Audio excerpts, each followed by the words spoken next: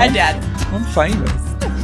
I did sign a paper that said talent. Yeah, exactly. Talent. If I was to leave people with a message of hope, what would they be? What would it be for recreation therapy?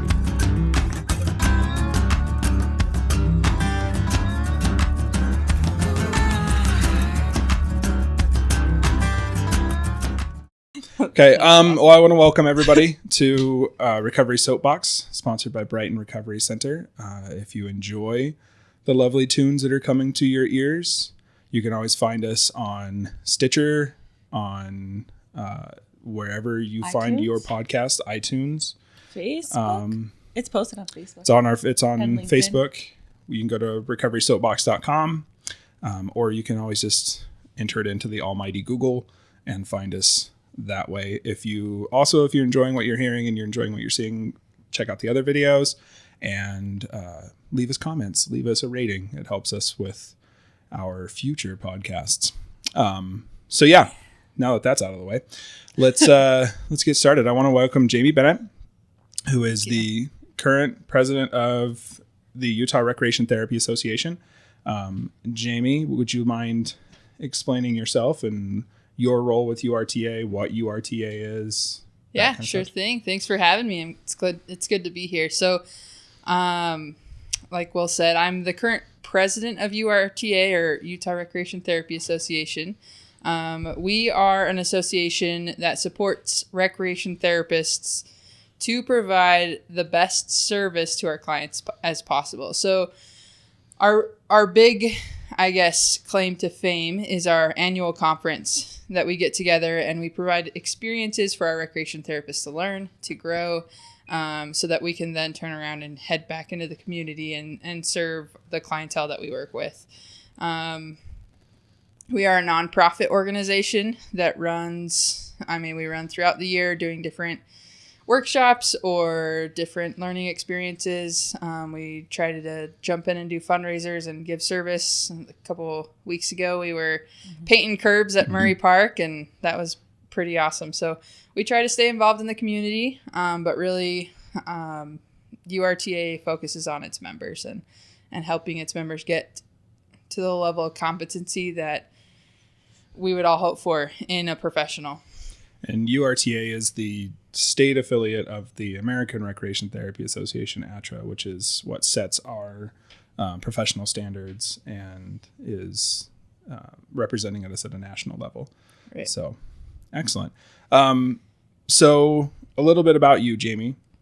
Yeah. Where did you come into recreation therapy? How did you kind of find your way to that? And then, I guess we should probably introduce everyone else. Yeah, let's not focus on me, I guess. So my name is Will Lindsay. I am the rec therapist, one of the rec therapists up at Brighton Recovery Center. I started there in August 2 years ago. So when they first started the program up, built that program, and now I'm working at the Salt Lake location, which we are currently sitting in, and working to kind of parallel those two things. And then to my left. Hey. I'm Erica Yaeger. I am the other recreation therapist up at the monastery, which is our original location in Ogden. So I've been with us about 5 months now. Yep. Yeah. Okay. So now we've got that done. Yeah. Jamie, how did you get into rec therapy? Why rec therapy? What is it for you? Yeah. So I think there's many parts to why I'm a rec therapist. And I think one of those, I grew up playing sports. I grew up actively involved in recreation. And looking back, I realized that recreation was my coping skill all along. If I was angry or frustrated, I'd go play basketball or whatever. And so being able to pinpoint that. And then I was living in Oregon, and I met this individual who has cerebral palsy. And she wanted to play indoor soccer with her sister. And so we built a little contraption for her wheelchair so that she could play indoor soccer. And I was like, yeah, I want to do this for my life. I want to provide these experiences. And then I did some research, looked at OT, looked at PT, and it wasn't right. And so I finally found recreation therapy, and I knew that was what I wanted to do. So creating those experiences, I just believe everybody should have the opportunity to recreate should have the opportunity to live a life that's worth living. Mm-hmm. And I think for me, that's what led me there. I don't work with people with physical disabilities. That's kind of what got me into recreation therapy. But now I guess my specialty is mental health. And so I've worked mental health hospitals, and I'm actually currently out of school. So I'm just kind of everywhere. Which is interesting because that's kind of where rec therapy had its birth, was in the school systems, in the special needs classrooms and things like that. So it's kind of full circle for you. I like that. Yeah. Sure. And Erica, you have an interesting backstory for how you got into rec therapy. So I'd like to have you share that for us. Yeah. So I was able to experience recreation therapy firsthand. When I was 16, I came out to Utah and went to a residential treatment center. And I had been in therapy most of my life, but I hadn't really learned how to access that, like sit and talk about your feelings kind of stuff that is what's expected, I guess. Yeah. And so when recreation therapy was introduced to me, it gave me the ability to make those connections. I got to experience situations created specifically by the recreation therapist to kind of teach me about different skills and to kind of give me that in so I can make the connection, right? Kind of, I look at it as like combining both sides of the brain, right? We talk about the left and the right side of the brain, and I was very left brain. I was very like logical, and this is how it is. And I couldn't I couldn't connect the pieces to sit and talk about what my feelings were. I had no idea what my feelings were. Right. You know, and I was a 16-year-old mom. Many 16-year-olds know what their feelings are anyway, but Let alone want to talk about them. Yeah, exactly. Yeah. So rather than sitting and talking about my feelings in a like one-on-one session, which I now am able to do, I was able to experience situations that triggered certain emotions or certain events that I had had in my life and process them. Like, it's like, you know, like you do therapy without doing therapy. All of a sudden you're like talking about things that happened when you were a child. You're like, wait, how did I get here? Ninja therapy. Yeah, exactly. It is ninja therapy. Yeah. And so, I mean, some of the greatest things I have learned came from my experience in recreation therapy. And I was actually talking to my mom about it, telling her about the podcast and stuff like that. And I started thinking about the experiences that I was able to gain with my family because we couldn't talk to each other. We couldn't communicate with each other. And then I remember going on we went on a river trip, or we did we went rock climbing together, and like gaining that trust, like belaying your partner and stuff. And so having an experience where you're not forced, but you're given the opportunity to build communication and build that trust and stuff, laid a foundation for us to be able to go into the next piece of therapy and talk about it, you know? Right. Kind of bridging the gap. Yeah, exactly. So for me, I was kind of on the other side of your experience. I was working, so I first started out in wilderness therapy. I was a wilderness therapy guide at 19 at a program in Cedar City. And that was my first attempt at kind of the therapy world. Before that, I had worked as a ski instructor and worked at ski resorts and restaurants and things like that. But I'd always been kind of geared towards like the interaction component of our world and how people interact with one another. And then I got into wilderness therapy, and I always felt like it was good, but I wasn't prepared as a 19-year-old. I had no formal training in therapy, running groups, really giving advice to kids. I mean, all I could do was give advice from my perspective as a 19-year-old kid. Like, I'm talking to 16-year-old kids, so it's like, in 3 years, you'll be me, which I don't know if that was the best idea. So when I left wilderness, kind of stayed in touch with the adolescent treatment world, worked with a couple of nonprofit organizations, the main one being Chill, which is a nonprofit organization sponsored by Burton Snowboards. And they do 6-week snowboard camps, essentially, where it's 1 day a week for 6 weeks. And they take these kids that are underprivileged youth that are from the inner city that are, you know, either in the foster system or adolescent treatment centers, things like that. And they take them up snowboarding. And so their mission was life lessons through board sports. And I embraced that. And so I worked with them on the resort side, teaching snowboarding. And then I got to a point in my life where I knew I needed to have a big people job. I needed to have a job that had benefits and full time and wasn't just seasonal work. But I wanted to stay with that world. I really enjoyed those groups. And I was talking with the rec therapist that was there with the facility that I was teaching. And they explained to me what recreation therapy was. And I was like, well, this is perfect. This is what I've been looking for kind of all my life. Like it was a synthesis of everything. And started out as a TRT, which is the technician level recreation therapy, which is unique to Utah, and worked my way for about 5 years as a TRT. And I said, I need to make this legitimate. I need to do more with this. And so I went back to school as a grown man, which was weird and scary. And I had people in my class that were like almost young enough to be my child, which was weird and awkward. Yeah, that was a weird day. But I made it work, and it was a lot of sacrifice, but I knew I needed to do it because it was something that was super important to me. And my first job outside of college was actually at a hospital doing marketing and business development, which was completely out of left field. I had no idea that was going to happen in my life. So I did that for a while and just realized that it wasn't my world. I needed to be with people. I needed to be with clients and teaching and helping and being a part of their journey. So I started working again in the residential world, this time with adults, and I haven't looked back yet. So enjoying that. I think it's interesting, just kind of listening to everybody share their story. It's really, recreation therapy is one of those professions that finds you. Right. Like, you don't go, like, there's no 6-year-old kid that's like, I want to be a recreation therapist when I grow up.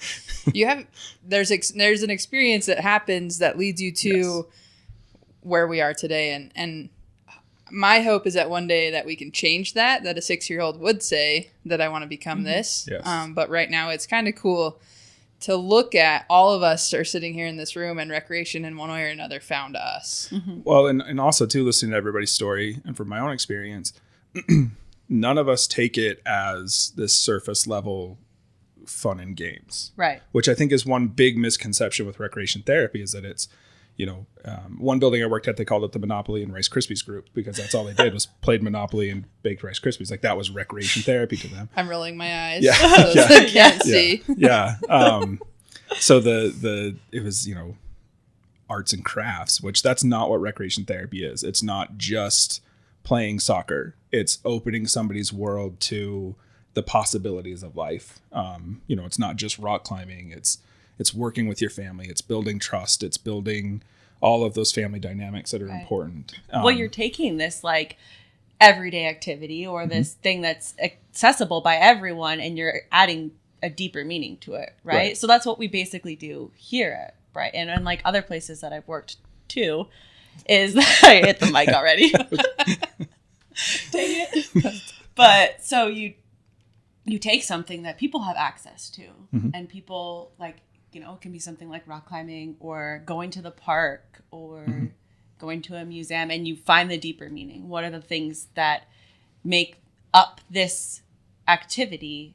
Right. And that's how we get the therapy out of it, right? That's what makes it different. So it's utilizing recreation as a modality for treatment. It's not, we just recreate. Right. It's not the bingo, bowling, and bullshit. Right? Yeah, exactly. Yeah. And I think that's what sets a good program apart from a terrible program. Totally. Right. That not only the rec therapist understands that, but it comes down from upper management, that they trust that the rec therapist will be offering this therapeutic program, so then we can move forward, and they trust you to go. And if you're taking them out on an outing into the community, that they're not just going bowling, that they're going bowling with a purpose, and they have goals aligned, and they're there to meet the goals and reach that purpose identified beforehand. And that's where I have to, for me personally, a huge shout out of gratitude for Brighton Recovery, because they have given me that opportunity and allowed Erica that opportunity to really take rec therapy and improve what it's capable of, and been very, supportive when they need to, and then hands off when they need to, and just trust that and expect me to raise rec therapy to that clinical level. We do quarterly outcomes reports with our assessments and discharge data. So we're tracking data. We're doing, and one message that I would like to give future rec therapists or people that are in it now, evidence-based practice isn't hard to do. I'm going to break the myth right now. It's not hard. It's not scary. It's just a matter of knowing some basic statistics, which we are supposed to know. Like, that's part of our curriculum. Right. Basic statistics, and just proving that you're doing your job, and that it's, if for no other reason, it shows other people that, look, I am making significant changes in someone's life, and I can prove it to you on paper. Well, and what's great about it is, like, I feel like a lot of times people get scared of like evidence-based practice or like trying to prove something that maybe isn't like fluid and natural. Like, we're seeing the results without really having to like put a lot of energy. Like, we plan everything out, but it happens. Like, we've created an environment, and I think that's my favorite part about rec therapy is because we create this environment and people naturally engage in it, right? They want to do it. It's the ninja therapy we were talking about earlier. Like, all of a sudden you're talking about things. You're like, oh my gosh, how did I get here? Or, I didn't think about that connection. Or like we went down the river and people related almost every aspect of going down a river on a tube to recovery, and how like there are these obstacles that you have to overcome. You have to learn to go with the flow, and things are going to come your way that maybe you don't expect, but you know how to get around them and maneuver your way down the river. Or know that you're going to maybe bounce off it and roll down the river still, like momentum's taking you down the river. Exactly. So, right. And Jamie, you've done some work for your master's thesis and just in your personal work with research and evidence-based practice. Can you talk a little bit about that? Yeah, sure thing. So I don't know if it's good or bad in the rec therapy world, but I tend to give a lot of presentations on evidence-based practice, and everybody always leaves a little flustered with me, I think, because I really preach what Will had said, is that really evidence-based practice is easy. We are doing what we're doing because we know it works, and so now we need to just track it and get that out. And so my passion for evidence-based practice really started at a workshop when I learned how to do the process, and it just made sense to me. I'm very left-brained. The logical side of it makes sense to me, and so I really just, as soon as I heard that, I was in my internship at the time, and as soon as I heard that, I ran with it. And so I created an evidence-based practice or an evidence-based program in my internship, facilitated it, saw some really cool things, but also some things that I could adjust. And so I went right into my master's degree with that momentum, knowing, I have something to research. I can take it out into the community. And so my research was focused on being in the schools and offering recreation therapy services to everyone, not pulling people out of class, but the fact that everybody needs to learn coping skills and stress management skills. Right. And it's actually written into the curriculum for the state of Utah. They have to learn how to cope and manage stress. But how many classrooms do you actually walk into where a teacher's teaching them coping skills and identifying that they are coping skills? They're already stretched so thin just getting the core curriculum in already. That Right. Yeah. And I don't blame teachers at all, because that's how they're graded themselves, is how well the students do on those core curriculum. And so my thought was, hey, let's start a program where we can go in and facilitate it. It gives the teacher 30, 45 minutes of prep time so that they can get themselves composed. Right. But then also let's facilitate this. So it was a 8-week program we facilitated with a charter school in Harriman. And we really just went in and we taught them coping skills. We played different games. We put them in scenarios that they had to learn coping skills and move forward. And so we did a pre and a post test with both a control group, which is somebody that does not participate in the interventions, but they take the pre and the post test. And then we did a pre and a post test with the participating group. And what we found was really interesting is that the participating group remained the same in quality of life. So the measurement was a quality of life measurement. They looked at all aspects of life, and the participating group remained the same. They maintained their quality of life, but the control group actually decreased in quality of life over that time. Mm-hmm. And a lot of people are like, how did that happen? I was facilitating this at a time when they were taking state tests. And so every kid was stressed. Every kid didn't like any kind of an assessment. Doesn't matter who you are, raises some level of anxiety in you. And whether or not you know those healthy coping skills, right, you can move forward. So I took that as a win for rec therapy. I took that as a win for just inclusive recreation and really teaching everybody those principles. And so I took that program, and I'm now at the school that I'm at right now, and I go around to classes and I teach those coping skills, and we go through that program in different ways. It looks a little bit different than a consistent 8-week program because there are different needs at this school. But because I did the research and I know it works, I was able to approach my current employer and say, I know this works. This is the research I found. Hire me, basically. Right. And they did. And that was the cool thing. And that's what evidence-based practice can do for recreation therapists is it gives us meaning and it gives us value. And when people say, oh, they've really researched and they've really looked at it, right, we can say, yeah, we have researched. We know this works. We know it will support your program.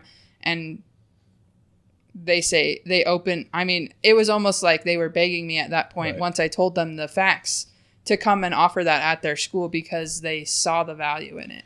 Well, and you were doing this as part of a master's thesis. Right. You have your master's degree in recreation therapy, which I think is commendable because a lot of rec therapists will use rec therapy as a stepping stone into some other clinical degree, or, you know, how many rec therapists do we lose to occupational therapy or physical therapy all the time? Right. And I think that a lot of that is because occupational therapy, physical therapy have already done this work, and now to get that kind of respect, that's where people turn to. Right. Where I think recreation therapy can really grow is taking these lessons. And so what you're doing is a research project, but at the heart of it, picking a theory, picking an assessment tool or designing an assessment tool that's going to work to track outcomes, and then just doing basic pre and post. That's your basic evidence-based setup. Right. And we need everyday practitioners doing that process. Yeah. And that's where I feel one of the biggest weaknesses in recreation therapy as a profession is that because we're the fun people, you know, right, we're always labeled as the fun people, that for some reason we can't be the fun people and the evidence people. Yes. And so one of our biggest weaknesses is that we get afraid to track that data because of what it might say. But we know what it might say. We know what it's going to say because we've been doing this for years. We know that it works. Mm-hmm. Our profession is valid. We just need to make everybody else believe that it's valid. And we do that by collecting that data and exposing interns to it too. Right. I think because we just had an intern come through Brighton, and one of my big things with her was I really wanted her to be involved in outcomes. Because as she's leaving and going and applying for these jobs, you can go to an organization, whether they have a rec therapy program or not, and say, this is what I can give you. Mm-hmm. I can give you this kind of outcome for your clients. Do you want this, or do you want me to take this to somebody else that does? Right. And when we become that desired, like you said, you want that 6-year-old growing up saying, I want to be a recreation therapist. Right. If we want to get to that point, and I know that this is a hot button issue within the rec therapy community, but everybody is saying we got to go get our masters, which is great. You've got your masters. I'm too old to get a master's. That's false, but you can believe that. My wife said I could get it, but I'd be doing it as a single man. She put up with me going through college the first time. I don't need it again. But I feel that that's one way of doing it. But if everybody in rec therapy has a master's degree, but nobody cares about rec therapy outside of our little circle, what good does it do us? Other than we're asking for salaries that are way too high for the demand. So in order to get to that point, we have to elevate ourselves to a point where people take us seriously. And one thing I love about Brighton is that they do take us seriously to that point. When I put out my outcomes, they listen to it. The marketing team listens to our outcomes. They listen to our program. They bring people by us to talk about what we do because it's such a big part of this building. And if we could have all of our everyday practitioners to that point, as selfish as it is, I don't want them to because I'm awesome and that's right now. But if we could all be that awesome, what kind of doors would be open at that point? Right. So, well, I think we talk a lot about like the work side of it, right? We talk about like, oh, our like Brighton is really supportive of us, and all these other professionals, we're like educating them about what we do. But I think a huge piece of it is our clients, the people that we're providing the service to, because like, I mean, knowing from my personal experience, like that's what drove me into the field, right? And I've noticed in the work that I've done so far is that when I'm transparent and open and honest and tell them like, this is what rec therapy is, this is what my expectations are, and this is what I'm going to teach you and help you do, and how it's going to. That's 2. We're going to have a little counter like at the bottom of the screen. Like, how many times has Erica hit the microphone? I can't talk with my hands. How, dang it. Let's do it up here. How? Rewind. Okay. What was I saying? I don't know. If we can be transparent with our clients and teach them about what rec therapy is, they're going to see that and they're going to go forward knowing like, and I've seen it with the clients so far, like they're like, recreation therapy helped me because it did bridge that gap that we were talking about earlier. And I feel like that's a huge piece of what will help us grow in the field. It's like just that transparency, that openness, that honesty with our clients, saying we are recreation therapists, and knowing that we're passionate. I haven't met a single recreation therapist that isn't passionate about what they do. Right. And I think that's because what we were talking about earlier is like, we all have that backstory. There's a reason we came into the field, and we want to share that, either if it's personal experience or, well, yeah, it's usually personal experience that drives us into this field, right? In some way, shape, or form. And so taking that piece, taking that passion and showing that to our clients, right? Because we have the ability to educate people, and they'll like talk the psychobabble, and this is how it's helping, and this is the brain, and this is the brain, and how it works with recreation and stuff like that. But having the clients experience that is for me, I think that's my main focus. Right. Is like, because we can sit and talk about it all day, and we can talk and say all these big words and make all these podcasts and stuff and like educate the world about recreation therapy. But if we're not educating our clients about what recreation therapy is and what we're doing, then I feel like it's not going to continue to grow the way that it can. Right. Right. What have you seen in the last 5 years with recreation therapy that you find inspiring for us? Yeah, so I think, along those same lines, that's not unique to Utah that we have these godfathers of recreation therapy. It's a national thing. We have these main people. They're crying out for so many people to get their PhDs so that they can become the new professors, because all of our professors in the profession are getting older, and we need to be able to supply people to replenish that. So I think more people are headed that way. As far as something that I see as inspiring or motivating is, although we're not where I want us to be, we are producing more research. I know, especially at the University of Utah, there's more master's students than there has been in a really long time, producing quality research, working with some really incredible researchers, not only here in Utah, but across the country. So obviously that is definitely something. We have more marketing materials coming out. We have videos or podcasts like this. That's a huge thing. We do need to inform our clients, and we also need to inform everybody else. For example, recreation therapy is considered a special education provider in schools, but people aren't going to offer it. It has to be requested. And so if parents don't know it's available, they're not going to request it for their child. And so that's my big thing, is teaching people, oh, you play for fun. And then we have like this sit down soapbox moment of like, or you play for work. I do have fun when I work. However, everything that I do is goal oriented, and everything that I do has a purpose, just like we talked about earlier. And so I think more of the younger generation of recreation therapists are willing to advocate for the profession. And not that it didn't happen before, but I think it's in a different way with social media, with everything that's happening. I think it's in a different way. And I think we can get to where people know about recreation therapy because we have so many social network avenues that we can really get that out to. Right. So I want to go off of that. I've been thinking, and I kind of want to give like examples of what recreation therapy is, right? Because we sit and we talk about it and we know what we're talking about, but we said at the beginning, like a lot of times people don't know what we're talking about. They just go to the Rice Krispies and Monopoly games and like the bingo and the bowling and all that kind of stuff. So I'm curious, what's one, so we call them interventions, right?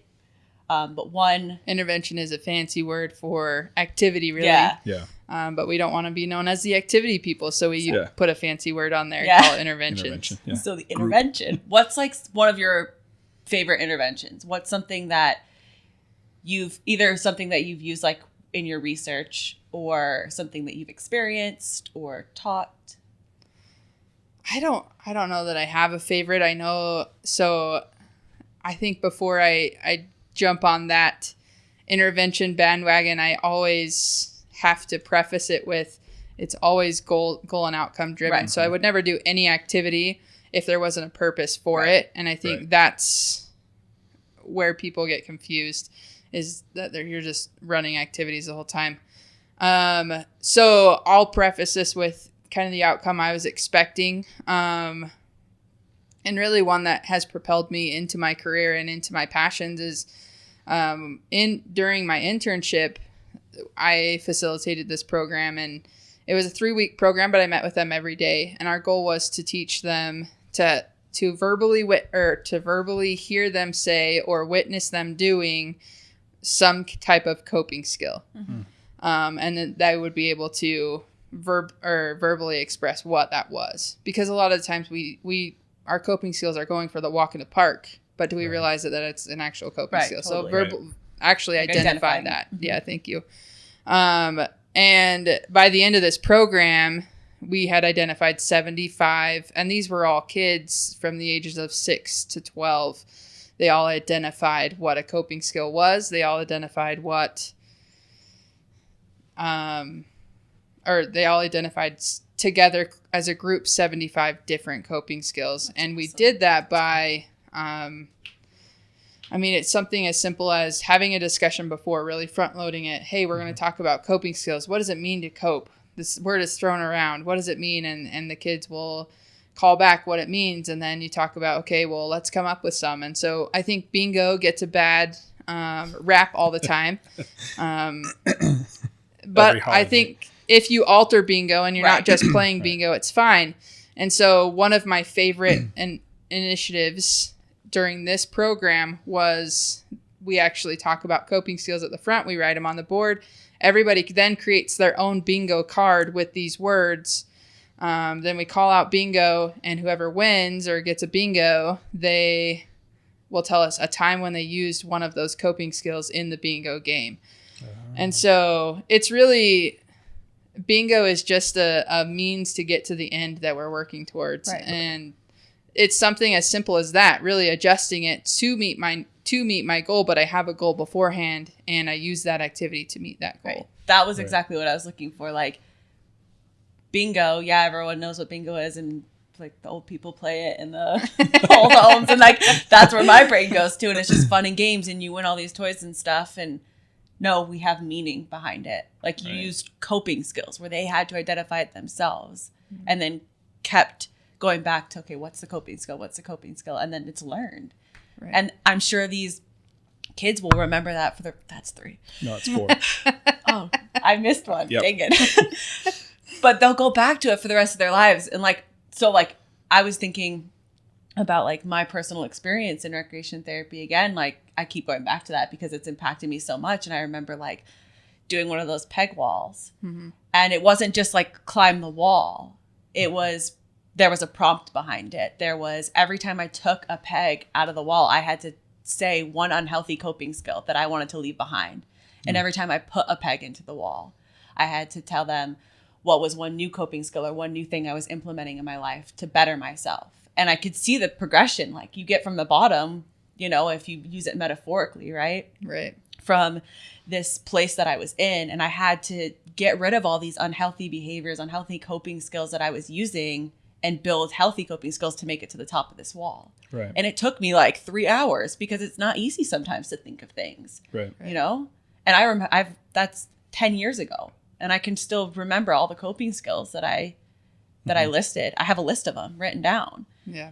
And that's that meaning behind, it wasn't just climbing a wall. It's not just playing bingo or whatever else. It's so much deeper than that. For me, it's the simplest things. Yeah. It's the everyday. Because my brand personally for recreation therapy is accessibility. I want something that's transferable. Like you said, not everybody's going to be able to do some of these things that we expose them to. Like, I can't expect somebody to go to the climbing gym every week. So, climbing is something I may do as an individual activity, or if we can get everybody out on a group, then that's fine. But the activity is secondary to the meaning and the experience. So for me, one of my absolute favorite groups is gratitude letters. Oh, yeah. It's very simple. I have a few videos that I show from YouTube that I put into a compilation, and we talk about gratitude, and we talk about what it means to have gratitude, why it's important. And then I have them write 3 gratitude letters, one to an actual person that they're going to either call or physically give this gratitude letter to. The second is a gratitude letter to themselves, which is actually one of the hardest ones that they have to write. And after they write the second one, I have them write it from a third person perspective. So instead of saying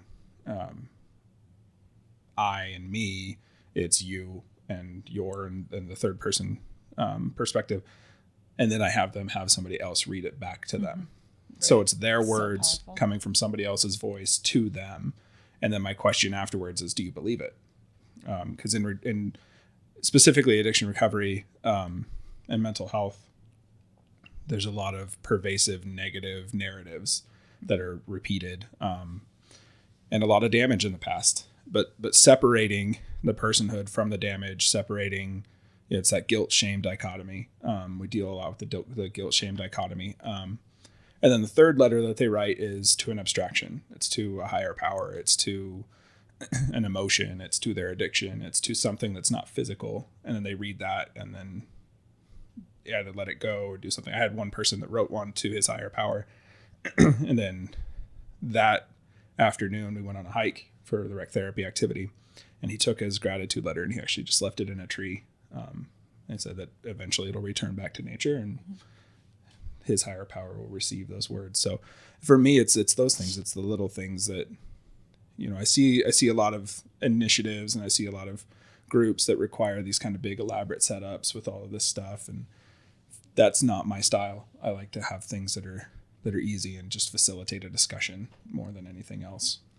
Right. I mean, that's the goal of recreation therapy ultimately, right? We want to work ourselves out of a job. We want to be in a position where they can then stand on their own 2 feet, that they can, if they're having a hard day or if they're struggling or relapsing or whatever, they can then go and write those gratitude letters or recall those coping skills that they had done while they were on the pegboard. Right. So, well, and that's like the biggest thing that I try and teach is like, yeah, I'm going to educate you. I'm going to have that psychoeducational piece in front loading where I talk about the models that we use and I give you this education, but the goal is to have you engage in an activity and identify what's beneath that so that you can take that to whatever you're doing, right? So say we're bowling or something and that feeling of connectedness and accomplishment is what you got out of that, like building those relationships with other people in sobriety, the fellowship, fellowshipping and whatnot, and taking that piece and all this whole video is just gonna be me hitting the mic. Funny, there's a little counter at the bottom. We're just gonna taking the whole piece of that and saying, okay, so when you're in this place where you have that self-doubt, that negative self-talk, you're feeling really down on yourself or whatever is triggering these feelings within you that lead you to this place of self-destruction, whatever that looks like. How do you take that, what we've learned, what we're teaching while they're here with us and apply that elsewhere? Because not everyone's going to go bowling and love bowling or whatever. Right. But if they can identify that underlying meaning, they can take that and put that anywhere. Sure. So they know like, okay, when I'm feeling XYZ, I know that I need to feel accomplished and connected and all that stuff, and like take that and put that into something else that they're doing in their daily lives, right? And that's what we do a lot with expressive arts too. So kind of, I'm not an expressive arts therapist. I will say that up front. I'm not I'm not an art therapist. But using expressive arts as a means of, for me, it's artifacting. It's having something that they can take with them. Yesterday we did these canvases. We painted these canvases with something meaningful to long-term recovery so that you can hang it up someplace and have... Well, it's making the intangible tangible, right? Yeah. And so in a very, literally tangible. Yeah. Right. And then there's something like our meditation beads. We did meditation beads, and it's something you can have physically in your hand to remind you of the things that you've learned. So, and that's where I feel that while rec therapy bridges the gap from experience to clinical, it also bridges the gap from clinical to real life. Yeah, totally. You can only remember, what was it, like a third of all the words that you hear or something, but you can retain 50% of an experience. So for me, and the tagline that I like to use with recreation therapy here is recovery is a lifestyle, not a life sentence. So finding ways to make recovery part of just everyday experience, knowing that life isn't going to be easy all the time, but at least it's worth living, right, and it's worth not throwing away. And we get to do that with recreation therapy. We get to take them, even something as simple as to a movie or to the park to play bocce ball.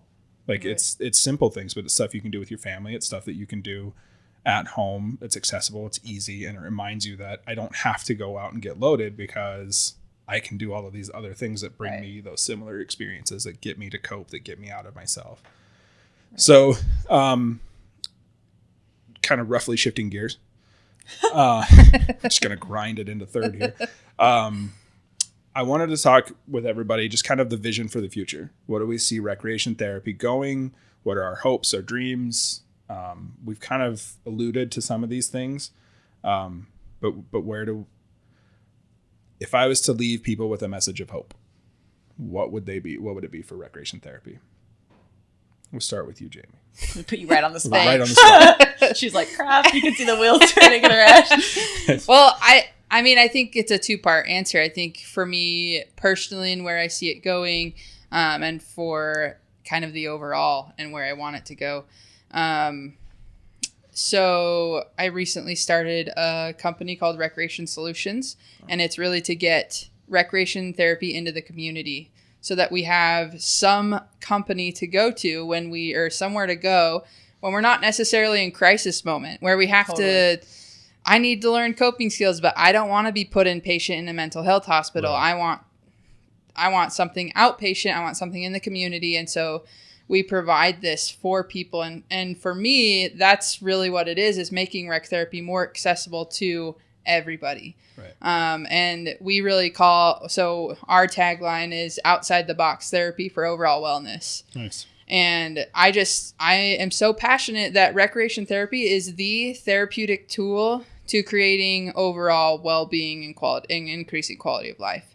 There's been several studies, and recreation therapy has been involved in that. And more than occupation therapy, more than physical therapy, recreation therapy really looks at the whole person and increases quality of life more than any other therapy, which makes sense. I mean, physical therapy is only working with the physical body. Recreation therapy is really working social, emotional, cognitive, all of those different domains. So, I guess personally, I want rec therapy to be known. I want it to be a place where people can go when they need support, and traditional therapy, sit-down therapy doesn't work for them.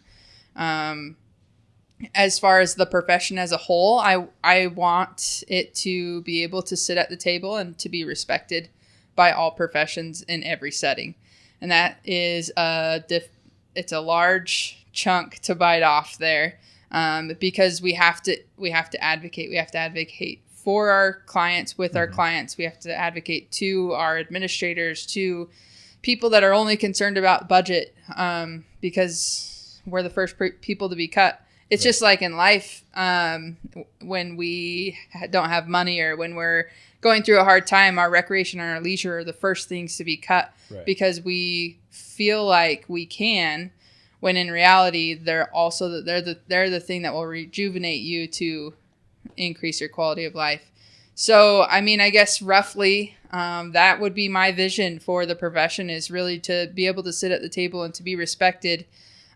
So, like we talked about earlier, that means proving that we're of worth and proving that we have value through that evidence-based practice. And so seeing more of that come out, seeing more people take initiative upon themselves without, I mean, wouldn't it be nice to sit in and give a session at a conference and not be reprimanded for 20 minutes because they think evidence-based practice is too hard? Right. So, I mean, getting to a point where that's common practice, and when we're all doing it, we're all doing some part of that. And I mean, the biggest pushback is, oh, I don't have time. They don't give me this or that. We could do a little bit more than we are doing. Right. And I really believe in that. Okay. Totally. I like that. She said it really well. Oh. So, no, I agree a lot with that. I think my goal, I would love to have everybody be able to experience recreation therapy, because I think today we talked a lot about like the mental health side of it, right? Because that's where we all work. Right. I mean, that's what we do at Brighton. That's what you do where you work. Like, that's where our passion really lies right now, you know? Right. But I think that recreation therapy could be so beneficial on more than that. And that's what we've seen happening. I mean, we don't just do mental health. We do physical. We do everything. And so I think it would be really cool to see like the business world experience recreation therapy. Because I think that they could benefit so much. And I've talked to my dad about it. I'm like, let me come and run like a rec therapy group with you guys, you know, come in and like teach them the skills and be able to experience what we do, because everyone can benefit from it. Right. So if I could have everyone experience recreation therapy, that's my goal. Like, it's a big goal, but I think. I mean, I don't think it's that much of a stretch.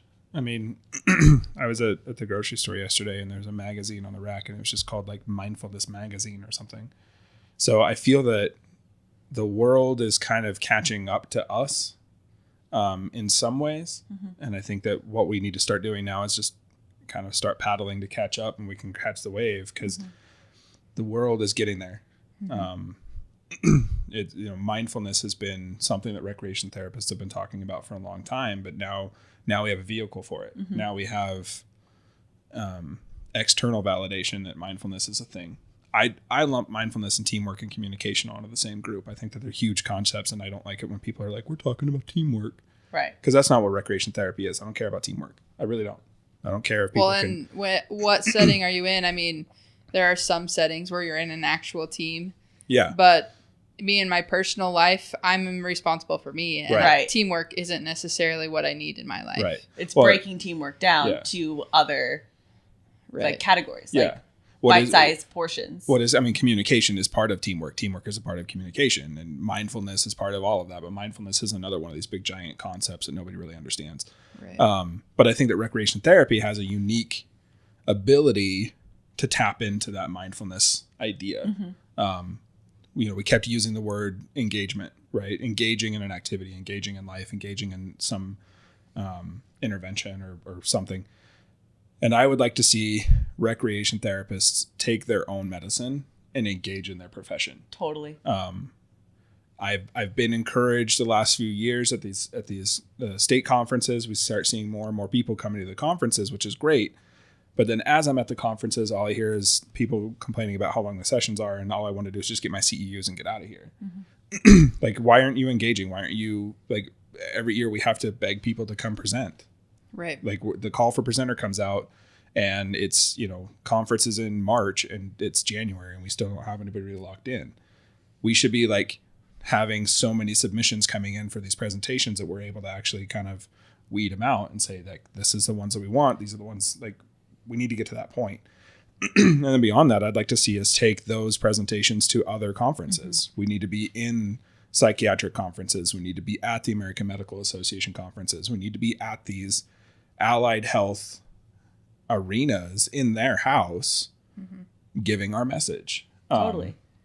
But before we can do that, we need to know what our message is. Right. So, I would like to see our profession become a lot more engaged. Those that are passionate about it, tap into it, really get into it. Those that aren't, maybe it's not your world. Yeah. And I think that that's one of the impulses behind making rec therapy a master's prepared profession is that you do kind of get rid of some of the freshwater part-time rec therapists that maybe aren't into it as much as those that are really passionate and into it full time. But I don't want to take that away from anybody. I want everybody to be able to practice the way they want to practice within the scope of what recreation therapy can provide. Right. I have a lot of goals for rec therapy, but I also think that my experience too has been a lot of adolescent treatment centers, and being in Utah, we have like an adolescent treatment center every 4 blocks in the state. Like Yeah. you see a big house with a white van parked in front of it, it's probably a treatment center. So Give one of our secrets. Yeah. Yeah. Everybody's looking at their neighbors now like, wait a minute. They have a 16 passenger van. That's weird.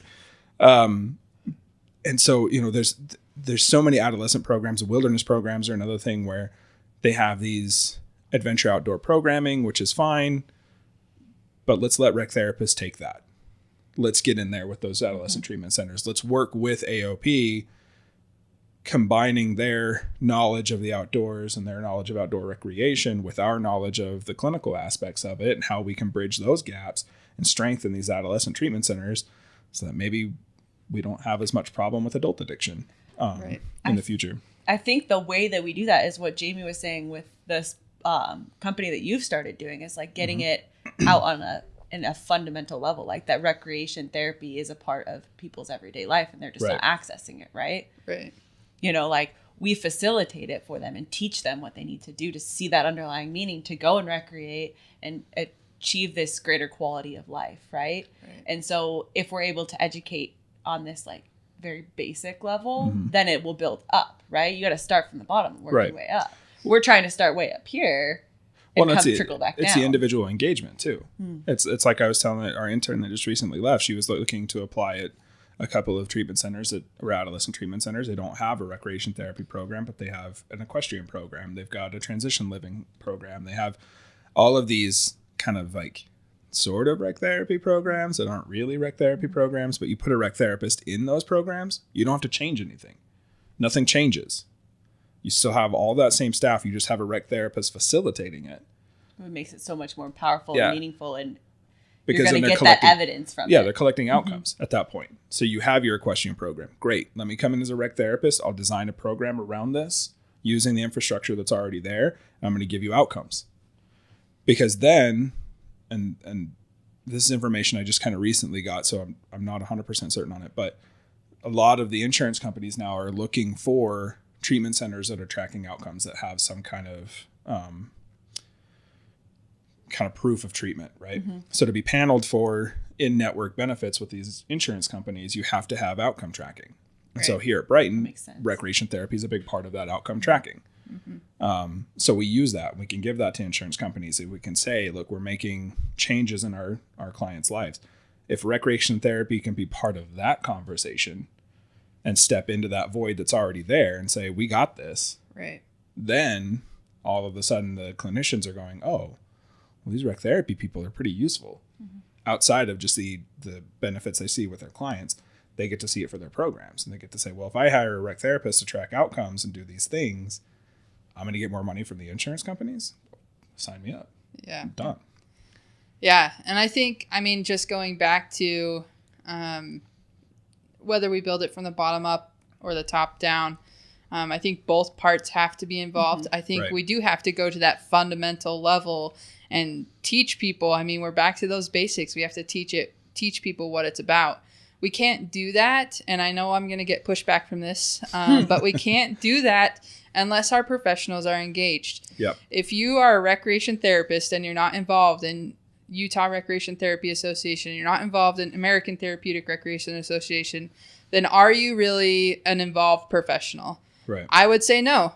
And I know that's where I'm going to get pushback from, because people don't have time and they don't want to involve. But our profession is not going to advance without people sitting at the table, without people volunteering, without people being there. So if you're a rec therapist and you're not a member of those organizations, start. Yeah. Start today. Join. Talk to your administrators. They want you to be involved in those places because they know that you'll be a better employee and a better professional if you are involved in those. And I just am so passionate about professional involvement, and I obviously, I mean, I wouldn't be the president of URTA if I wasn't, right. And if I didn't see the value in it. But I think that everybody should be at those meetings. Everybody should be. We meet every first Friday of the month at 9 a.m. We should have, the room should be so full we have to look for another facility because everybody wants to be involved, or everybody can see where they can be involved. And we're not going to advance unless we have that happen. Well, and I would say too to the administrators, sorry to cut you off. So I would say to the allied health professionals that are listening to this, that have been hearing us, ask your rec therapist what they're doing. Be involved in your rec therapy program from the administrative side down. We have a very open line of communication with all of our administrators, and they want to know what we're doing. They want to push us. They want to see us doing more, and they're going to give us the resources that we need. I think a lot of rec therapists get afraid to ask their administration for that. Right. So if there's administrators that are listening to this, I would say go talk to your rec therapist, or go talk to a rec therapist if you don't have one. That's what I was going to say, because a lot of places, like we were saying, like they don't hire a recreation therapist because then you got to pay more for like something that somebody that doesn't have a degree and doesn't know. It doesn't work that way. You're going to get way better programs, way better outcomes, way better. Like you're going to see the difference that we make. And like, I may be biased because I'm doing it, but I truly believe it. Like I've seen it firsthand. And so a lot of places are just, they think that they can go hire just anybody to run, psychoeducational groups. But if you hire someone that has the educational background and the understanding, the passion, the desire, like you're going to see a difference happen. Right. So if you don't have a recreation therapist, find one, give them a chance, see what difference they're going to make in your program. And if they don't, which I don't think will happen, but if they don't, then at least you tried, at least you learned something, right? Well, and if you go and you talk to your rec therapist and you don't hear those words, if you don't hear those evidence-based practice keytones, if you don't hear the outcome tracking, if you don't hear these kind of catchphrases, challenge your rec therapist. Totally. And say, how come you're not doing outcomes? How come you're not running an evidence-based program? And if they say, I don't have time or I don't have money, then you have a conversation with your administrator and you say, well, look, okay, how can we give you more budget? How can we give you more time in your schedule? Maybe we take one of the groups and have the staff run one of these groups so that you can focus more of your time on this stuff. Like you got to have that open dialogue, and don't be afraid of your administrators, because if they're passionate about their programs and they want it to be the best possible, this is how we make it happen, is we go to them and say, I'm not just a rec therapist. Right. I am a rec therapist, and I can give you all of these things that you're not going to get from a traditional therapist, that you're not going to get from a staff member. Right. And then it becomes that desirable field. And then when we have everybody to that baseline, that's when we start seeing the master's prepared rec therapist step up and say, okay, I can do more than this bachelor's prepared rec therapist because I can run a research project for you. Right. I can supervise multiple TRSs at different sites. So you don't have to hire a bunch of rec therapists for everywhere. I can supervise TRTs. I can elevate things beyond the baseline, but we have to get to the baseline first. Right. And that starts with our bachelor's prepared rec therapists. So. Yeah. And coming out really strong out of, and that goes back to professionals. When you have an intern, don't let them do whatever they want. Don't give them your busy work. Challenge them. Make them create an evidence-based program for you. That's the beauty of an intern. Yeah. You might not have time to do it, but they do. That's what they're there for. You don't have to pay them. They're not taking your budget. They can have them write your protocol. Well, yeah, and that's what frustrates me is like being in school and stuff and having completed my internship last year, like hearing some of my friends from my class, from my cohort, tell me about their internship, and they were like, oh, we didn't really do anything. I'm like, my internship was the most challenging thing I've probably ever done in my life professionally. Right. And I'm so grateful for that, because that gave me the tools to continue to work. So challenging us right out the gate.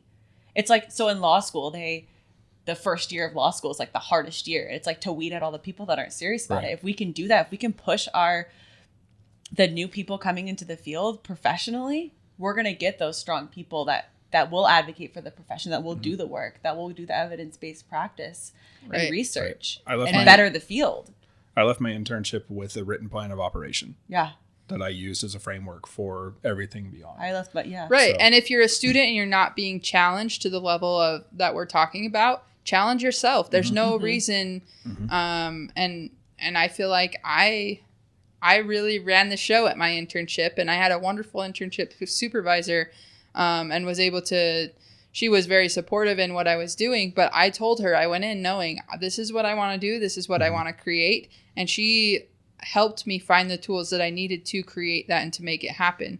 So students, you can go into your internship knowing what you want to do and the changes you want to make, and you can facilitate those, and professionals, let them be creative. This is a time where they can be creative, because let's face it, they're not getting paid most of the time. They're actually paying to complete their internship because they have to pay tuition. So let them be creative and let them create, and let them walk away from you knowing and becoming and having more than they had before. Well, and resources. Having something they can take out. Like one of our internship requirements is creating a PR piece. What are you going to use for public relations or advocacy? Like what's your artifact for that? Create a flyer for recreation therapy, or what's your elevator speech that you're going to take to somebody else and say, like, this is what I do. This is why I'm passionate about it. And I think that those artifacts create more prepared professionals when they graduate, because they can say, yeah, I did my internship and I had all these cool experiences, but I also have this tangible piece of equipment in front of me that I can really use to springboard me into create. If I hadn't had my WPO for my internship and from school, I probably wouldn't have been able to write the one that I did for Brighton. Right. Because I used it as a framework. And so that took a lot of the time off my plate as a professional, because I already had a template built for an intervention protocol. I had a template built for policy and procedure. I had all of these things kind of in place, and all I had to do was change some of the words and put my information in there. Right. I had an idea of what theory I wanted to work out of, where I wanted to base my outcomes and my goals. So the internship, I think, is so pivotal. And like you said, if you're a student, be engaged. Like, I know an internship is hard. I was working a full-time job plus doing my internship, and it was hard. Right. But it was worth it because I left more prepared than I did when I went in. So it comes back to engagement for me. We got to be out there. We got to do our thing. And we got to make people believe that what we do is important. Right. So I think that's like a perfect place to start, like wrapping it up, is like you were talking about that elevator speech, right? So what's the one, like we've talked about a lot of stuff today, you know, and what's the one message that you want to send to other recreation therapists, professionals in the field, clients, everyday people that are going to come across this, like just the general piece that you want to give to sum up like what we do, who we are, and why we're important? This should have had something written. Oh, okay. You think? I'll think. Do you? I think for me, it's recreation therapy is a very powerful tool that can bring out our authentic selves. And we have that opportunity to change people's lives. But we have to get there. We have to create that baseline. We have to, I mean, that's I think the theme kind of that we've been talking about is we're doing really incredible things, but we have to be doing more. And we have to make ourselves presentable to other professions or other facilities or whatever. So I guess overall, I mean, we are powerful. Recreation therapy is a powerful tool, and I will 100% until the day I die advocate for recreation therapy. I want to advocate for a profession that sits at table with other professions, that sits at the table with other professions that we are like, PT, OT, whatever it may be. Those two are the most common that we're compared to. But I want to sit at the table with them, and I want to have a real conversation with them, knowing that I'm an equal to them, knowing that my services are the same as their services obviously in different ways, according to our scope. So I guess that's my message is we're powerful. Let us be powerful, and rec therapists step up. It's the time. Awesome. I like that. Just step up. Yeah, just go off. Just be there. You could just say you agree. Ditto. I agree. What Jamie said. I come back to the quote from Joseph Campbell where he says, I don't believe people are searching for the meaning of life as much as they are searching for the experience of being alive. I feel that recreation therapy, we have the unique opportunity to give people that experience of being alive without the burden of all the ickiness. That's a super clinical term. All the ickiness. Yeah. Ickiness. But we get to experience a full life, and that includes the bad times with the good times. So for me, it's teaching people that yes, life is hard, but it's worth it. So to those that don't understand what recreation therapy, that would be my soundbite is we give people the experience of being alive, good, bad, and the ugly. So totally. Yeah. My go-to is like recreation therapy saved my life. I can't even begin to put into words how much it saved my life. It gave me my life back. Like it made, and I said it earlier, like it made the intangible tangible for me. It allowed me to access a side of me that I didn't remember existed. Like it's always been there, but I didn't know that I could feel such joy and such happiness because I had felt such pain and such sorrow. And it's the same thing that you were just saying is like, there's going to be times that are really not fun, that suck. They just suck, you know? And knowing like I can get through those things because I have these tools, because I was gifted them by rec therapy. You know, I had them within me all along. Rec therapy just brought it to life for me, you know? And so I think that's my message is like, we can change the world. We really can. Right. We can provide people with so many opportunities to find their authentic self, to figure out who they are without realizing they're figuring out who they are. And then all of a sudden they're like, oh, this is who I am. Right on. So. Cool. Well, I want to thank Jamie for taking the time to come down and sit with us. And yeah, thanks for having me. It's been awesome to be able to have conversations that need to be had. And I hope that this just sparks further conversations. Totally. Professionals. Yeah. So yeah, I'd like to thank Erica for coming all the way down from Ogden. Well, because it's, well, sort of. I live over there. Yeah. I drove all the way down from Ogden. All the way down from Ogden for this. And I want to thank everybody that watched, that put up with us and our meanderings. I would. And Hi, Mom. so, Hi, Mom. And Dad. I'm famous. Hi, Barb. I did sign a paper that said talent. Yeah, Talent. exactly. Talent. Again, if you liked what you saw and you want to see more of it, check out recoverysoapbox.com. I'd like to thank Brighton Recovery Center for sponsoring this and giving us the opportunity to have this platform, and find the other episodes of Brighton Recovery's Recovery Soapbox, sponsored by Brighton Recovery, on the website, on YouTube, the Googles, and everywhere else you find your podcasts. I want to do one of those like cheesy thumbs up. That, Don't you want? That's how we should end it. I feel like. Yeah, I like the sound effect. like a high five all in the middle. Can we get a high five over the microphones?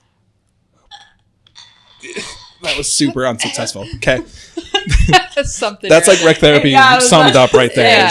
Yeah. It's awkward and uncomfortable, but it's awesome. That's so, right. okay, that's it. Awesome. Thanks. Thanks. We're out.